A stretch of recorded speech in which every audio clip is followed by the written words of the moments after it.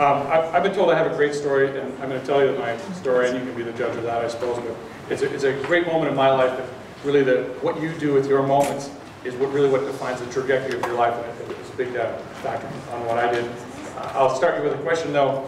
If you had one shot, one opportunity to seize everything you ever wanted, one moment, would you capture it, or would you let it slip? I'll give you a little bit of background on myself. I graduated after 3 years of schooling at Fanshawe College with 2 3-year diplomas, which sounds cool, but that's just kind of how they did it at the time. And from there, I took a job with a company that does basically what I do now.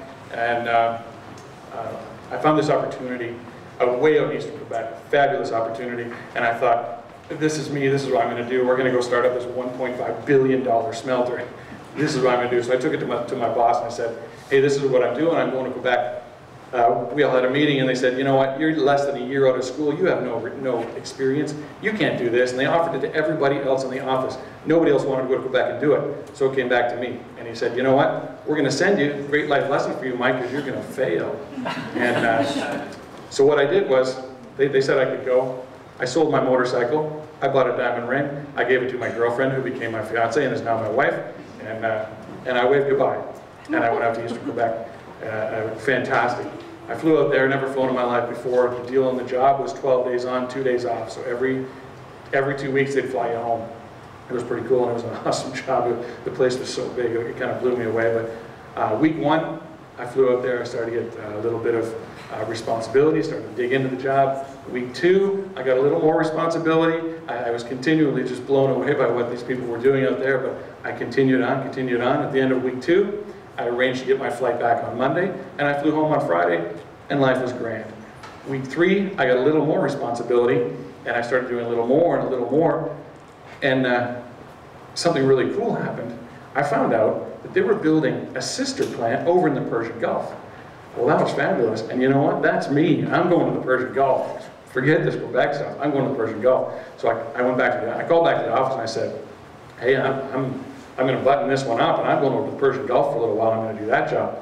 Well, they had another meeting, and they decided that nobody liked doing what I was doing. Nobody wanted to travel like I was traveling. New company policy, nobody travels more than 4 weeks a year. Not only are you not going to the Persian Gulf, when you come home on Friday, you're done. You're not going back out to Quebec either. So, what are you going to do with that one?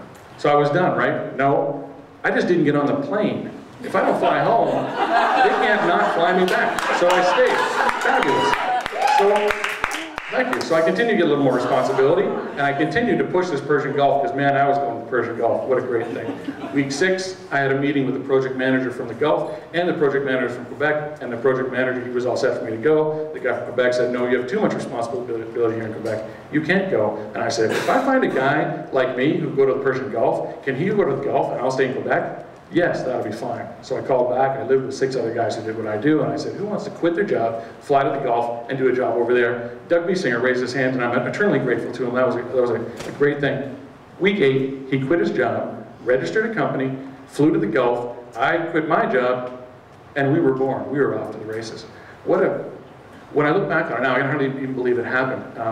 But it was a great, fantastic moment in my life, and when I look back, I realize I've had a tremendous amount of great moments that I've had in my life, but you know, people say you shouldn't, you're going to look back on your life and you're going to regret some of the things you do, but don't ever regret the things that you didn't do. And this is one I certainly don't regret. I thank a bunch of people. My wife, who took a ring and said yes and then goodbye, and my partner who said on a phone call, I didn't even see him, on a phone call, he quits his job and flies to the Gulf. Who does these things? Fabulous stuff. I would encourage you to think about your moments and the things that happen in your life, and to really seize those things, and really, because they do significantly affect the trajectory of your life, and that is your life, and it happens in those moments, and those moments happen to us all the time.